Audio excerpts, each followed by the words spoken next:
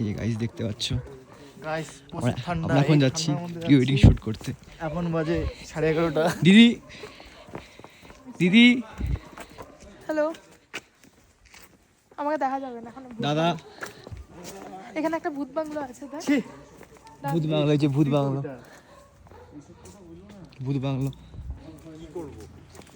So এখন রাত্রিবেলা বাজে হলো গিয়ে 11:30। আমরা এখন মাল রোড যাচ্ছি হলো গিয়ে একটা শ্যুটের জন্য। মল রোড, মল মাল রোড। রোড, মাল রোড একই হয়ে গেল, সব গুলিয়ে গালিয়ে যাচ্ছি এখন শ্যুটের জন্য। কারণ আমাদের একটা সিকোয়েন্স রয়েছে, সেই সিকোয়েন্সটা শ্যুট করার জন্য মেনলি এখন যাওয়া হলো গিয়ে রাত্রেবেলা 11টার সময়। কারণ ম্যাল রোড ম্যাক্সিমাম টাইম প্রচণ্ড ভিড় থাকে। এখন যাই গিয়ে যদি ভিড়টা না পেয়ে কিছু শট পাওয়া যায়, আবার যদি লাইট বন্ধ হয়ে যায় তাহলে তো হয়ে গেল। সো হোপফুলি বেস্ট হবে।